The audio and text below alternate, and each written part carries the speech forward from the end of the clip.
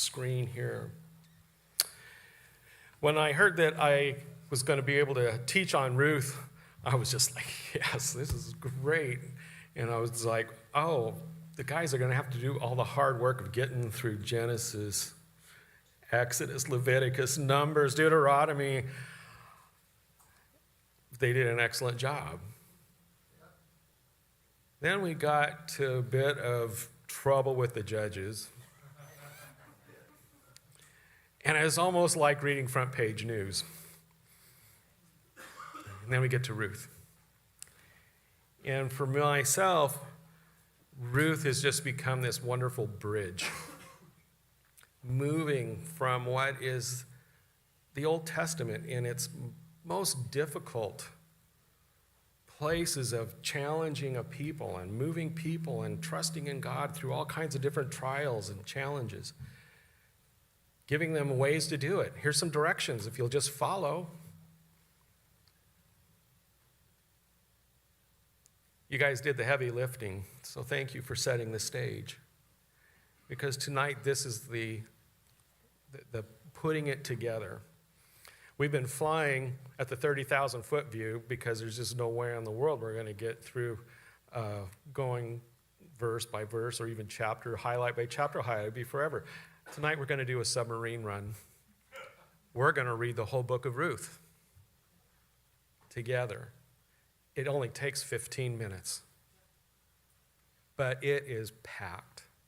So as we go through, it reminded me when I decided maybe we should do this. Chuck Smith actually inspired me to do it. I went to several of his Wednesday night studies, and it was just an amazing thing to sit there and to read through a book and have him just go off wherever, and all of a sudden come back and keep reading. It was just delightful. Well, that's what you're going to see me do. So I have no idea what we're going to do tonight, but I know it's going to be a fun adventure. I was also inspired recently because we had an opportunity to go and be background actors in The Chosen. And as I was reading Ruth, it's like, oh, that's what we're going to do. We're going to do a play. This is a play. There's 4 acts.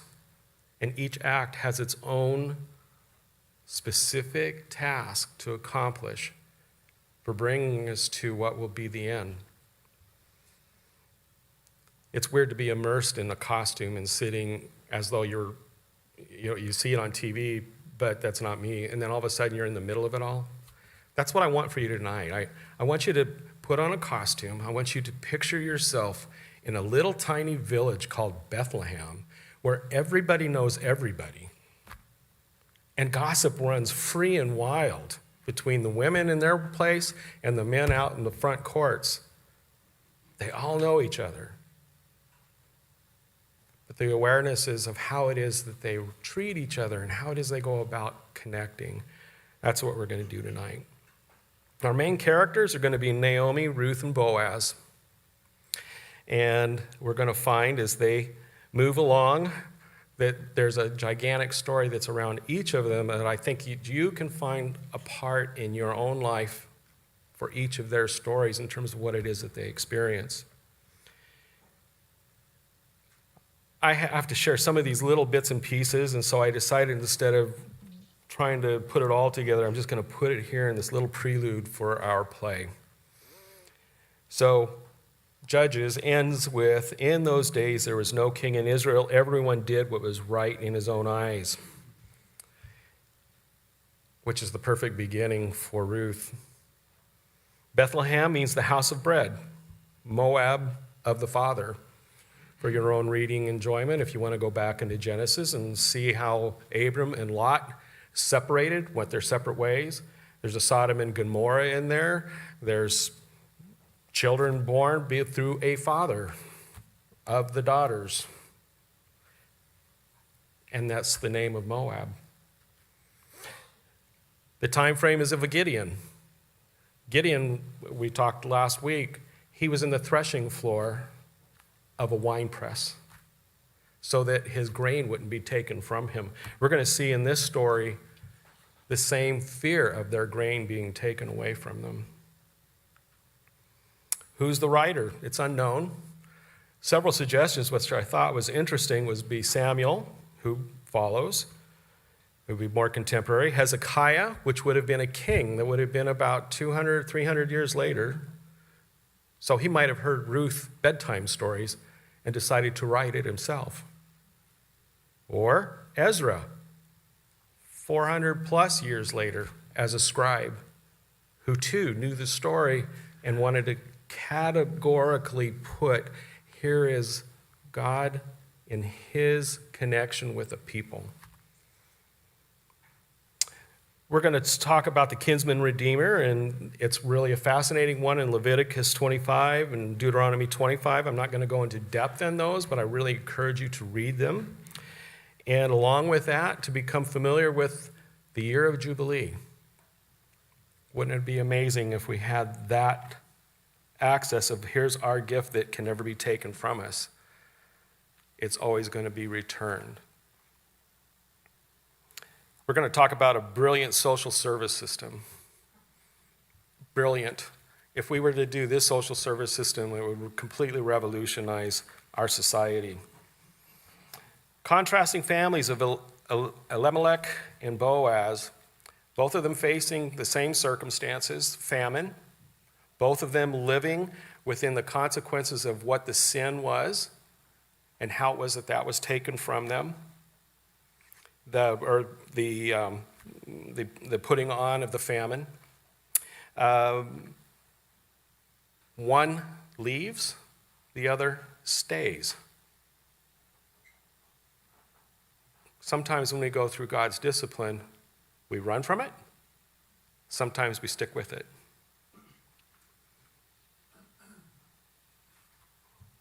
Ruth is one of two books in the Bible named after a woman, a Gentile in a Jewish land. And there's Esther, a Jewess in a Gentile country. And just was a random fact or a random item. Redemption is mentioned 23 times in the book. Anybody want to guess what the theme of this book is?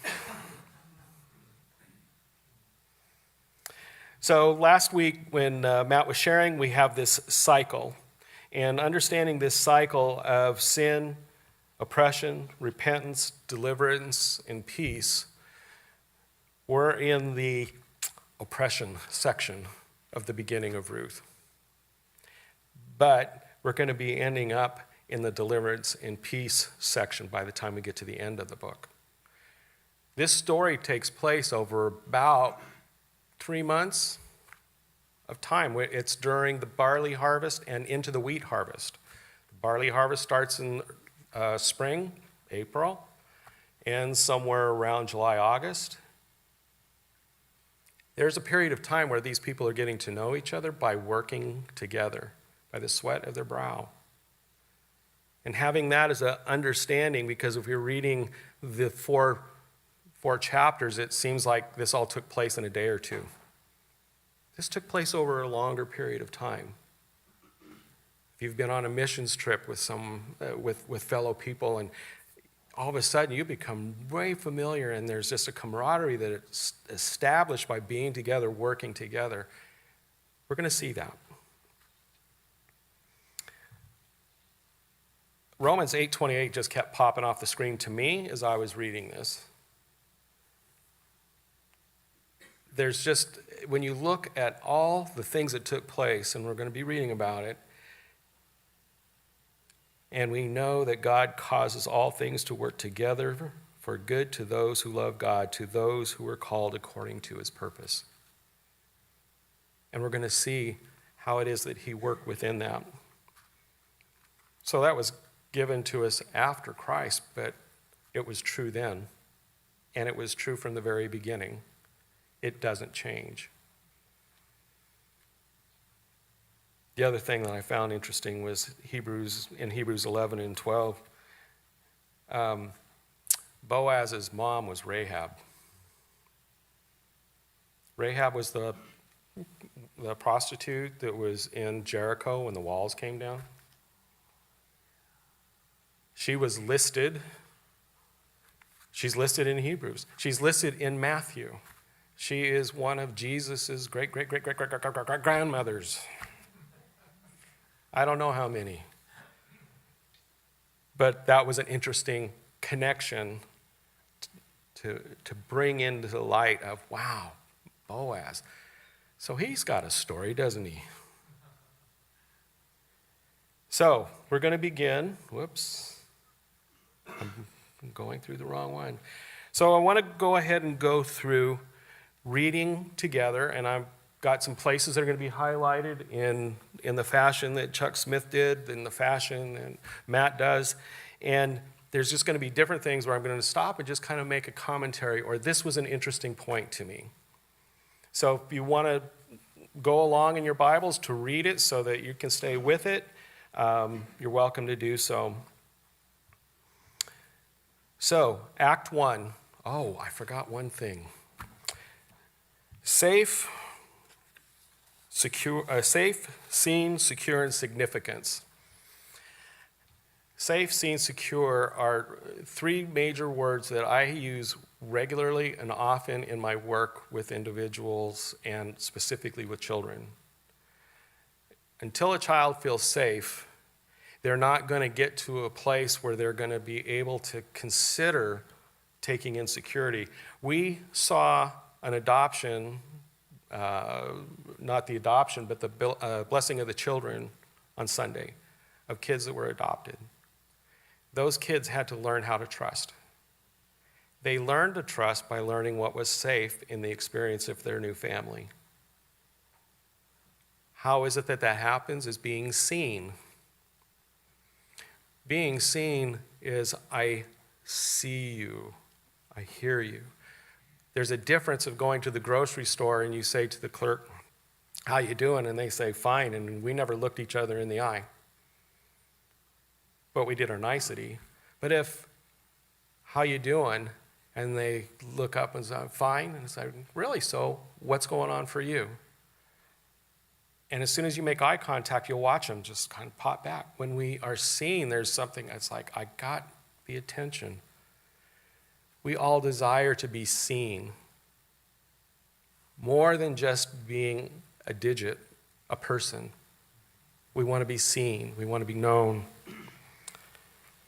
And then there's a place that comes with security. With security comes the opportunity to be able to have a sense of value, a sense of purpose.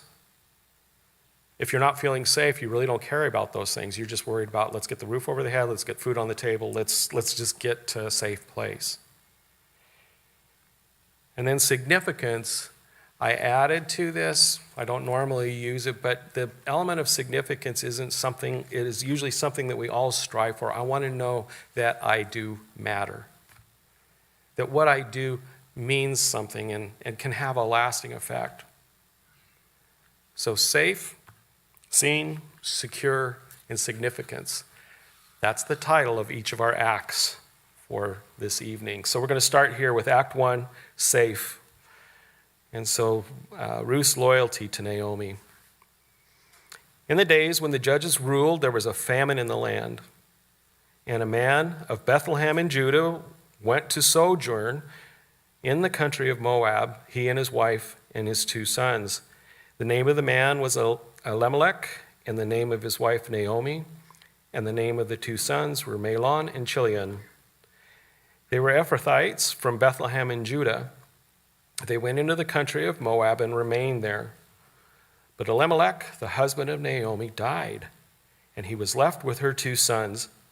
These took Moabite wives. The name of one was Orpah, and the name of the other Ruth. They lived there about 10 years, and both Mahlon and Chilion died, so that the woman was left without her 2 sons and her husband. There's a lot of things that are wrong about this. Going to Moab, for one, was a problem. They just left.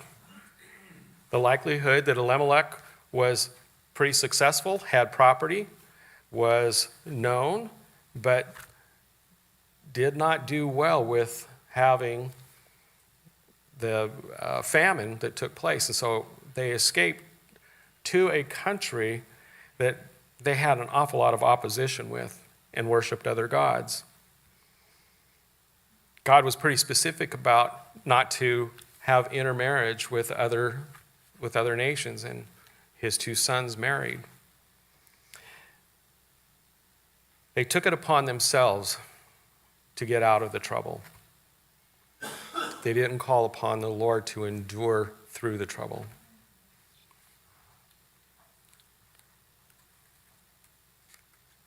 Oh, one thing that's also kind of interesting, sojourn. Sojourn is used tons of times throughout Scripture. But sojourn means I intend to come back. It's I'm traveling with a planned return. So they sojourned. They didn't intend to stay there indefinitely, just till the famine left. But it was over 10 years that they were in Moab. That was a long sojourn.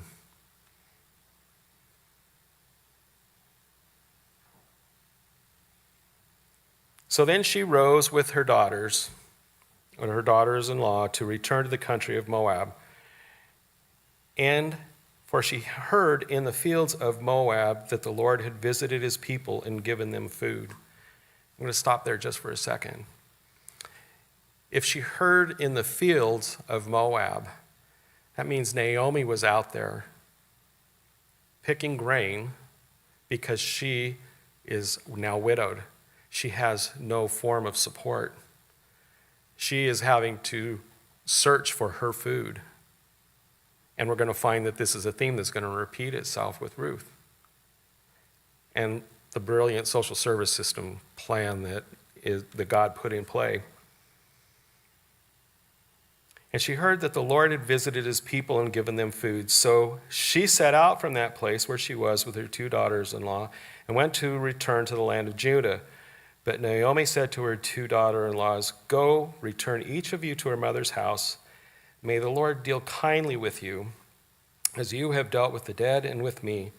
The Lord grant you that you may find rest." Find rest. Throughout all of the Old Testament is finding rest. Enter into my rest. You cannot enter into my rest. You that have sinned against, you're going to die out here for over these next 40 years. You're not going to enter into my rest.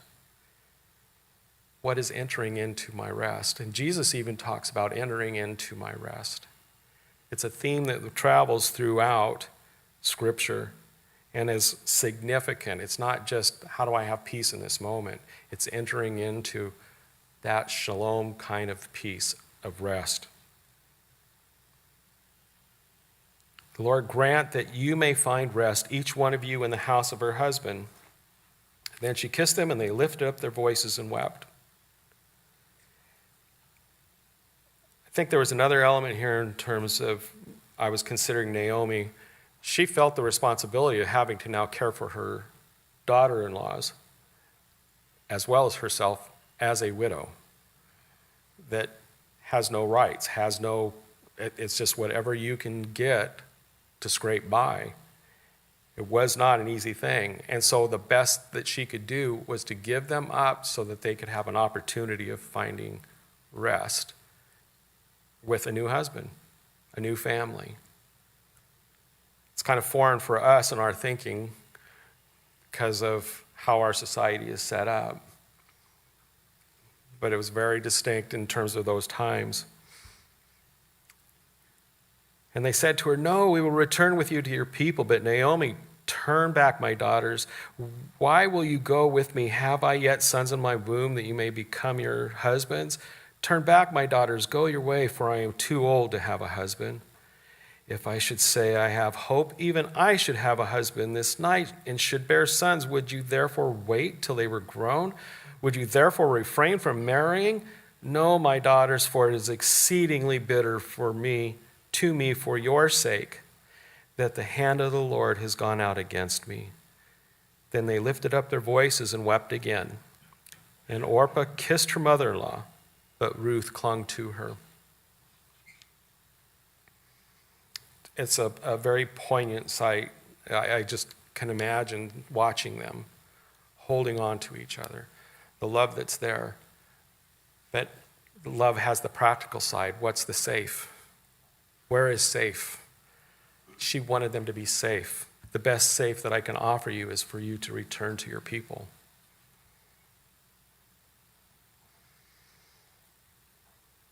And she said, see, your sister-in-law has gone back to her people and to her gods. Return after your sister-in-law. But Ruth said, and I think this is the most beautiful passage, maybe in all of Scripture, if there was ever a confession of faith. But Ruth said, do not urge me to leave you or to return from following you, for where you go, I will go, and where you lodge, I will lodge. Your people shall be my people, your God, my God. Where you die, I will die, and there I will be buried. May the Lord do to me, and more also, if anything but death parts me from you. Is there any more powerful, committed statement than that? It challenged me in terms of, is that my heart toward you, Lord? Is that my commitment to you? Is my commitment that strong to you? Regardless, I will stay with you. I'm challenged. And when Naomi saw that she was determined to go with her, she said, no more. So the two of them went on until they came to Bethlehem. And when they came to Bethlehem, the whole town was stirred because of them. And the women said, now we're going to see, and the women said again in the end of the story. But here's the women, and they're the ones that are going to carry the story because they get together at least twice a day for getting water, for doing all the tasks, all the chores, and they're connected. They're a small community.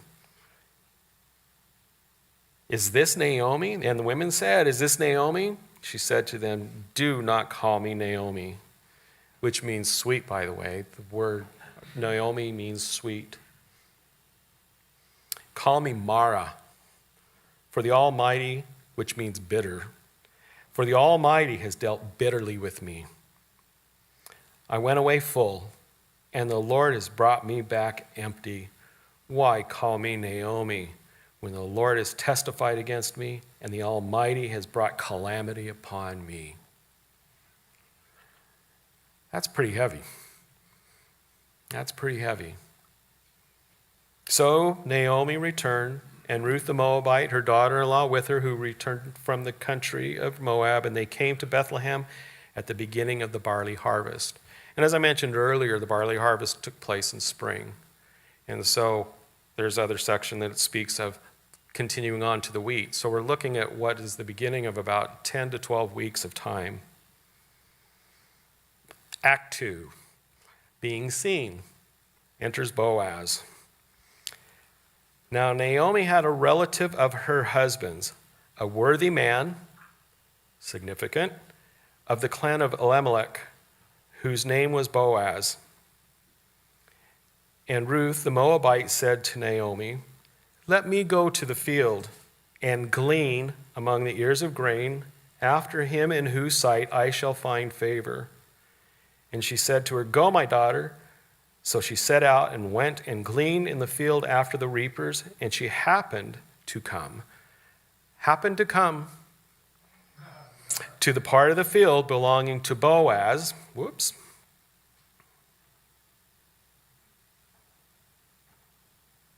who was of the clan of Elimelech. And behold, Boaz came from Bethlehem. And he said to his reapers, the Lord be with you. And they answered, the Lord bless you. There's a warm respect there, a very warm respect. Then Boaz said to his young man who was in charge of the reapers, whose young woman is this? Now, I grabbed onto that thinking, if this guy is pretty important, he doesn't necessarily need to know all of his servants. But he quickly picks out, there's a stranger here because I know everybody else. Who's that? Who's that woman? To be seen. The importance of being seen. That one just kind of jumped off the page. Every time I read through it, it's just like, man, I love that line. Whose young woman is this?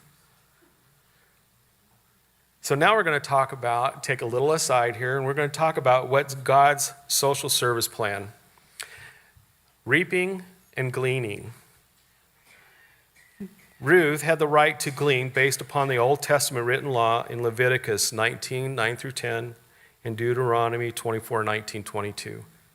Basically, if it was your field, you were allowed to reap it one time. And whatever you missed, you left behind. And so what you left behind was available to be gleaned. There's a difference between reaping and gleaning. Reaping, I earned it. We can argue that one. But it was my field. That's my sustenance. That's what's going to pay my bills. That's how I'm going to feed my servants. That's how I'm going to keep my life going. But gleaning was, this is how I survive. And I'm dependent upon the charity of others at my own risk. Reaping and gleaning.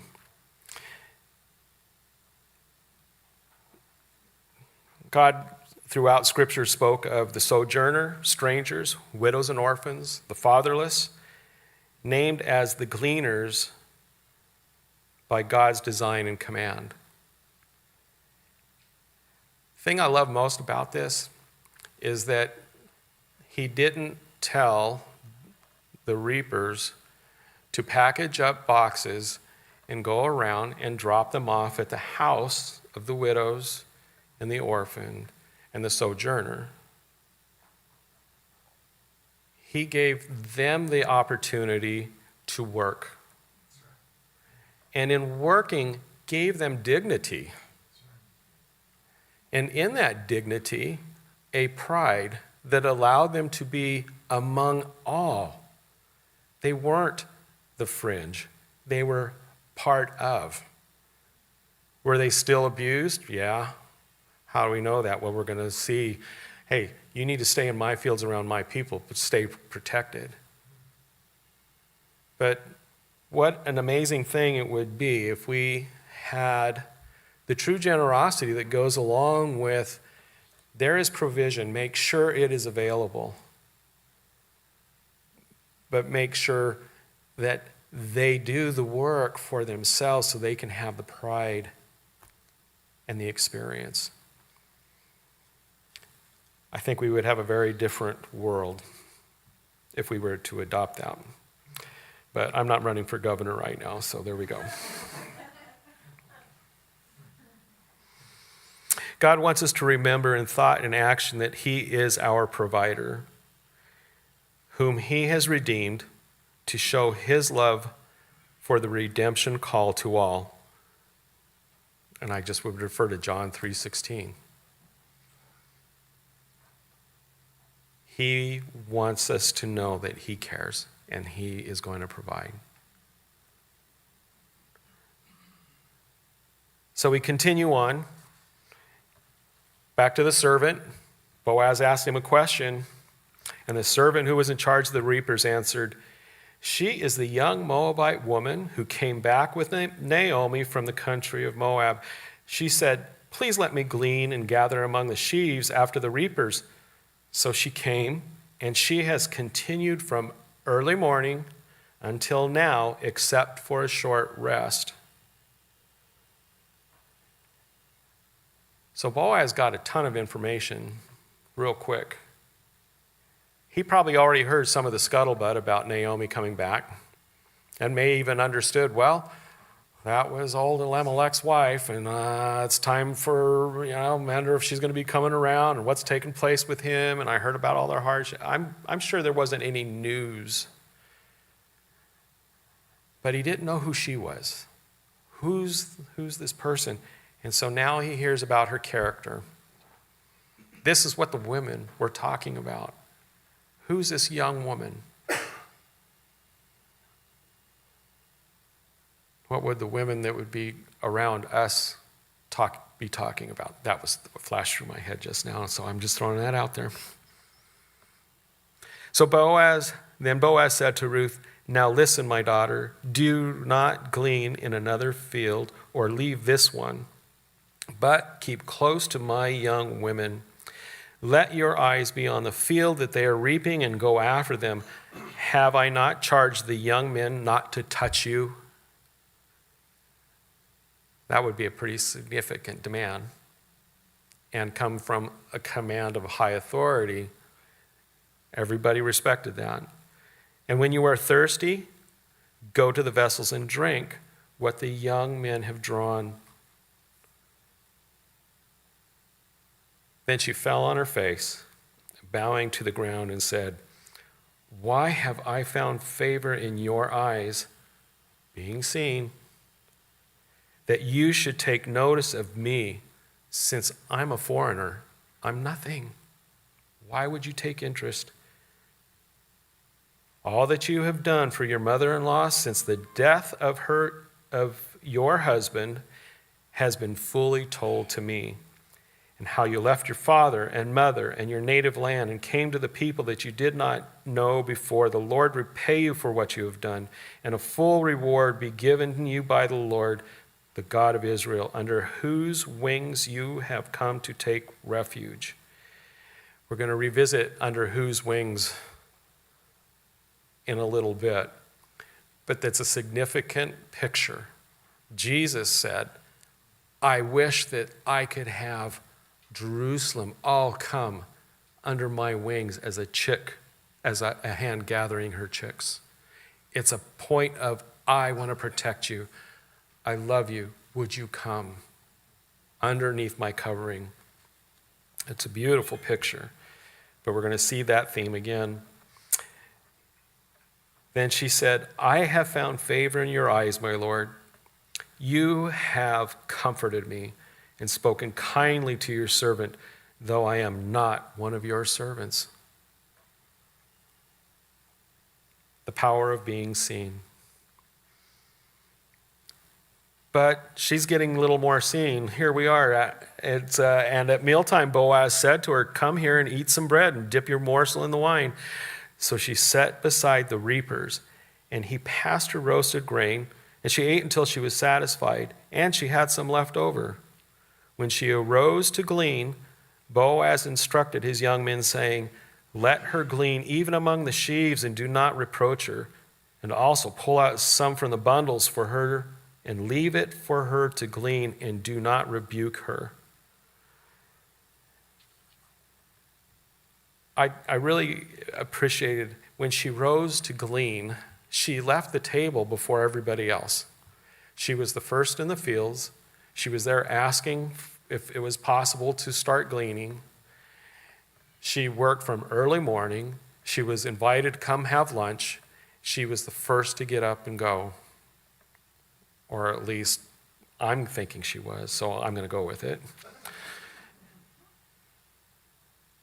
But it allowed Boaz to have a continued conversation with his guys. "Okay, dudes, here's the deal. You are going to provide for her, but do not make it obvious. I do not want to destroy her spirit. She's not a charity, but I want her to be cared for. Care for her. Do my bidding." Very powerful little exchange that takes place here. So she gleaned in the field until evening. Then she beat out what she had gleaned, and it was about an ephah of barley. If I were to have a 5-gallon bucket from Home Depot, and we were to beat out the grain of all the barley, and I were to fill it to the top, that's about an ephah. So not only did she work all day, beat out all that grain. Then she had to carry it home.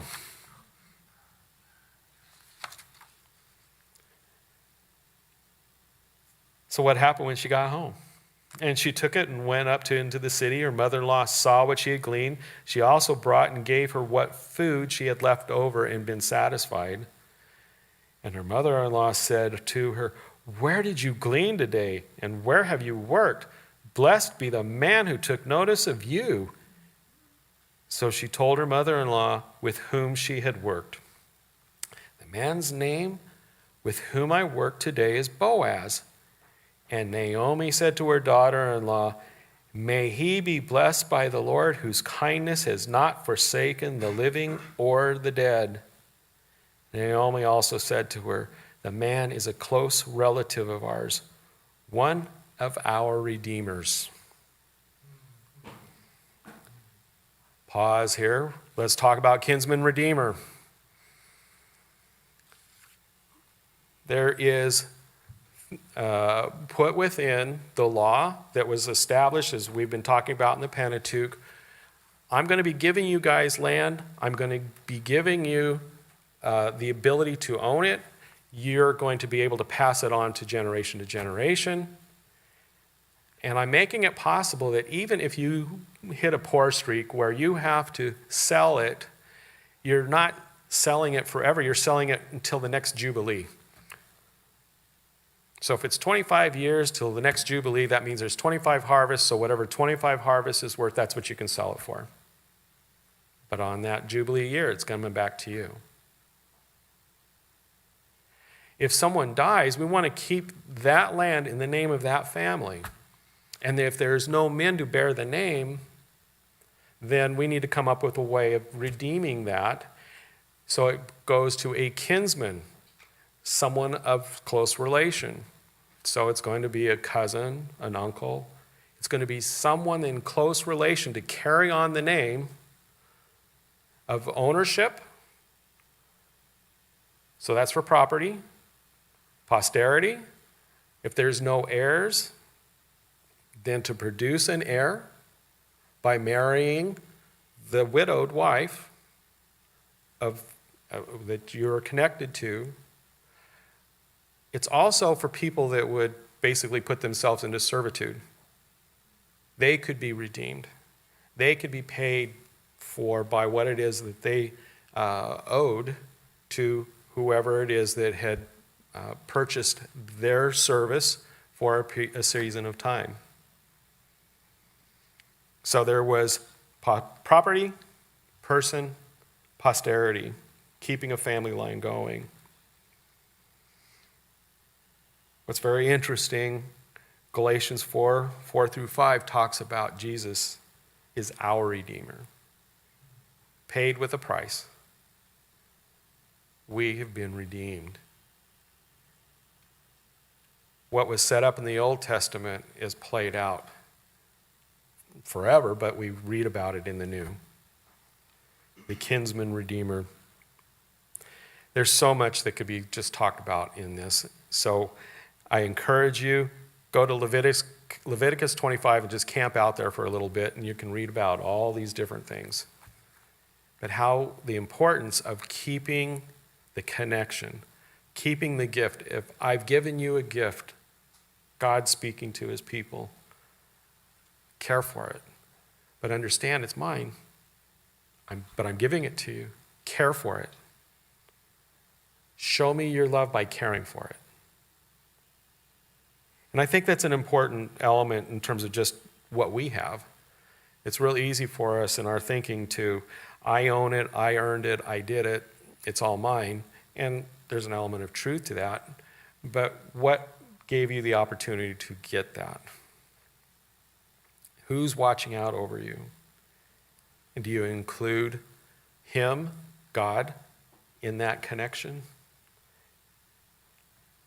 So let's continue moving on. So in Ruth, the Moabite said, besides, he said to me, you shall keep close to the young men until they have finished all the harvest. And Naomi said to Ruth, her daughter-in-law, it's good, my daughter, that you go out with the young women, lest in another field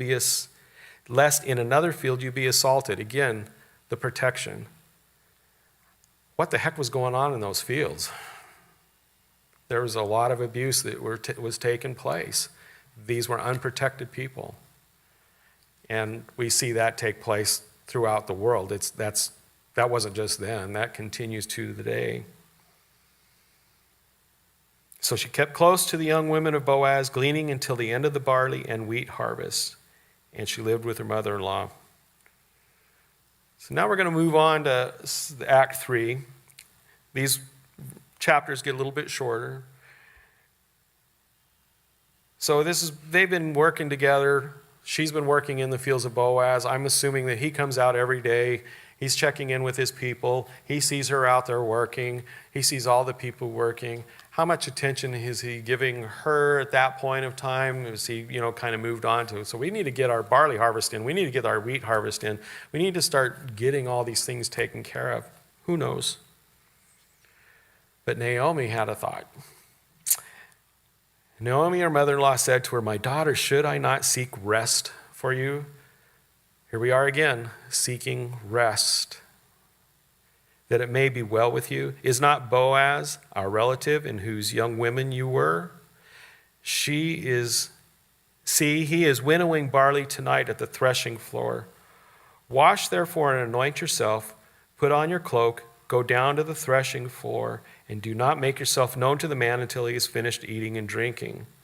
But when he lies down, observe the place where he lies. Then go and uncover his feet and lie down, and he will tell you what to do. And she replied, "All that you say I will do." What is that? What is that? Naomi, or Ruth, was probably in mourning and was in clothes that would indicate that she was in mourning, and would be out there threshing the fields in that attire. Boaz knew her from the fields. When we're out working in the fields, we don't look like we're ready for a Friday night date to a nice restaurant. So he tells her, get cleaned up.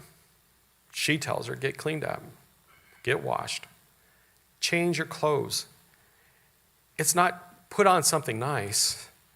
It's put on the clothes that indicate you are available. You are no longer in mourning. I don't know that's a fact, but I've read it, and as I was researching it, it's like, wow, that makes a lot of sense. That makes more sense. Why would she change? And then when we get down further, and he probably did not recognize her because she looked different when they're all, enjoying the party, enjoying the festivities. And when he goes to lay down, go down and lay down at his feet. We're going to be back to the covering, the wings of covering that we read about earlier. And he will tell you what to do. And she cried, I will do all of that. So she went down to the threshing floor and did just as her mother-in-law commanded her. And when Boaz had eaten and drunk, and his heart was merry, it doesn't say he was drunk, it just says eaten and drunk. And his heart was merry, he went to lie down at the end of the heap of grain. Then she came softly and uncovered his feet and lay down. At midnight the man was startled and turned over, and behold, a woman lay at his feet. And he said, Who are you? And she answered, I am Ruth, your servant. Spread your wings over your servant, for you are a redeemer. I got kind of stuck on, so why was he laying on the grain? Was he just like too lazy to go back into town? But remember, this is during the time of Gideon. He was protecting his grain. He was making sure that nobody came and took all that work. And I think he probably had others that were also there at the same time. We were going to protect our harvest.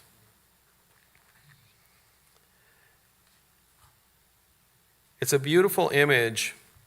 And again, I think in our culture and our mindset, it's easy to try to sexualize some of this stuff when it's farthest from the truth. What's being asked here is, would you take responsibility for me? You are my kinsman redeemer. If someone came to you and said, you are responsible, can be responsible for me, would you please do that? What would you say? That's what's being asked. That's what's being asked. It's just a really funny way of doing it all. And he said, may you be blessed by the Lord, my daughter. You have made this last kindness greater than the first, in that you have not gone after young men, whether poor or rich. And now, my daughter, do not fear. Fear. I will do for you all that you ask, for all my fellow townsmen know that you are a worthy woman. And now it is true that I am the Redeemer, yet there is a Redeemer nearer than I. Remain tonight, and in the morning, if he will redeem you, good, let him do it. But if he's not willing to redeem you, then, as the Lord lives, I will redeem you. Lie down until morning. It was quite an honor. I don't think he saw himself as being on the market based on his response. To be chosen. There's something about actually being chosen that's very honoring, and he experienced that. To be seen. So she lay at his feet until morning, but arose before one could recognize another. And he said, let it not be known that the woman came to the threshing floor. And he said, bring the garment you are wearing and hold it out. So she held it out, and he measured out 6 measures of barley and put it on her. This sentence, let it not be known that the woman came to the threshing floor, kind of threw me. It's just like, what's wrong with this English? There's something wrong with this. Let it not be known that the woman came to the threshing floor. It's not spoken to Ruth, I don't believe. I think it was spoken to all of the other people that were there protecting the crop. They all knew that she was there. This was not done in a private little corner, but it was known. And the plan was, do not let it be known, because I have a plan. Don't spoil it. Don't mess it up. That's my interpretation. And measured out 6 measures of barley and put it on her. I couldn't find an exact amount, but generally when a measure was told, it was 1/10 of an ephah. So that would have been like 3 gallons of grain that would have been given to her. You must not go back empty-handed to your mother-in-law. Wait, my daughter, until you learn the matter turns out, for the man will not rest. Oh, so she replied. Wait, my daughter, until you learn what the matter turns out, for the man will not rest, but will settle the matter today. So this was in conversation with Naomi. So now we're on scene 4, about significance. Now Boaz had gone up to the gate and sat down there, and behold, the Redeemer, of whom Boaz had spoken, came by. So Boaz said, turn aside, friend, sit down here. And he turned aside and sat down. And he took 10 men of the elders of the city and said, sit down here. So they sat down.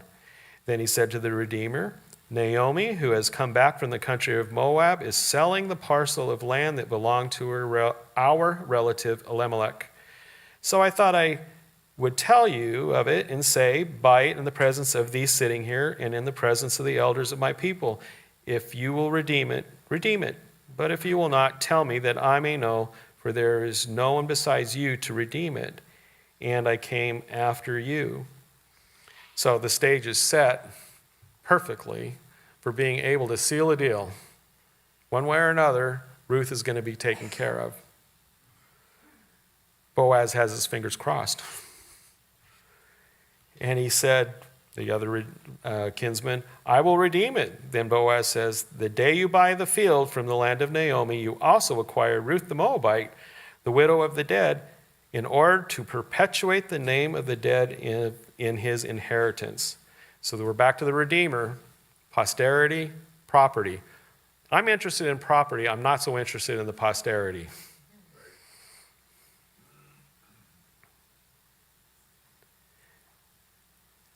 And then the Redeemer said, "I cannot redeem it for myself, lest I impair my own inheritance." My kids are not going to be happy about me changing up the inheritance. My wife probably isn't going to be too happy about me bringing a new wife home. "Take my right of redemption yourself, for I cannot redeem it." Now, this was a custom in former times in Israel concerning redeeming and exchanging. To confirm a transaction, one drew off a sandal, gave it to the other, and this was the manner of attesting in Israel. So when the Redeemer said to Boaz, "Buy it for yourself," he drew off his sandal. What? A sandal. What's up with a sandal? Now, there's several sandal stories in Scripture. One is, if you don't fulfill your obligation and duty, it was the right of the woman, it would have been the right for Ruth to have taken his sandal off, spit in it, and tell the whole world what a scumbag he was for not fulfilling his role as being the Redeemer. She would have been able to ruin his reputation. So that was written back in Leviticus, Numbers time. Actually, it goes back further into Genesis where it takes place. And so it was all set up. So for whatever reason, that was a disgrace. I think after having walked a week in sandals on the set of The Chosen, having one sandal would have been completely humiliating and been very difficult to deal with. So there was something important about sandals and footwear and feet and all of that that goes along with it.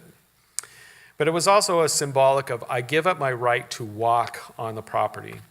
I'm giving up my right to fulfill what is mine to take advantage of. And so I'm giving this to you. You walk on it. But it's such a strange one. It's like, what? All right, we're almost there. Then Boaz said to the elders of all the people, "You are witnesses this day, and I have brought from the hand of Naomi all that belonged to Elimelech, and all that belonged to Chilion and Mahlon.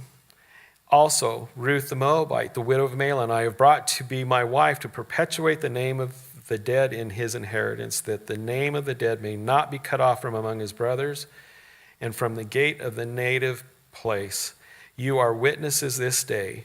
Then all the people who were at the gate of the elders said, "We are witnesses." So that's the best explanation of a redeemer right there. The kinsman redeemer. It's told in the story. That's the definition of a kinsman redeemer, what that passage we just read. So the crowd continues. "May the Lord make the woman who is coming into your house like Rachel and Leah, mothers of Israel, who together built up the house of Israel. May you act worthily in Ephrathah and will be renowned in Bethlehem, and may your house be like the house of Perez, whom Tamar bore to Judah, because of the offspring that the Lord will give you by this young woman." That's a whole other story that you can enjoy reading. It's kind of a twisted one, but she's on the genealogy. So Boaz took Ruth, and she became his wife. He went into her, and the Lord gave her conception, and she bore a son. The epilogue. The women said to Naomi, so now we're back to the women, "Blessed be the Lord, who has not left you this day without a redeemer. and may his name be renowned in Israel. He shall be to you a restorer of life and a nourisher of your old age. For your daughter-in-law who loves you, who is more to you than 7 sons, has given birth to him. That's a pretty good compliment. Better than 7 sons. Can you imagine how much wealth she would have, Naomi, if she had 7 sons that were all providing for her? Now, I have Ruth. I'll take her. Then Naomi took the child and laid him on her lap and became his nurse. And the women of the neighborhood gave him a name, saying, "A son has been born to Naomi." They named him Obed. He was the father of Jesse, the father of David. Now these are the generations of Perez. Perez fathered Hezron. Hezron fathered Ram. Ram fathered Amminadab. Amminadab fathered Nahshon. Nahshon fathered Salmon. Salmon fathered Boaz. Boaz fathered Obed. Obed fathered Jesse. And Jesse fathered David. And if you turn to Matthew, that list continues until it becomes Jesus at the end of the line. And that is the story of Ruth.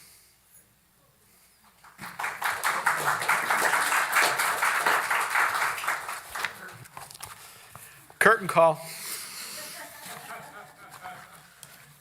This was a very fun, very fun for me. I have just thoroughly enjoyed this. So we get an opportunity to go and break off into small groups, so we would welcome you to do that.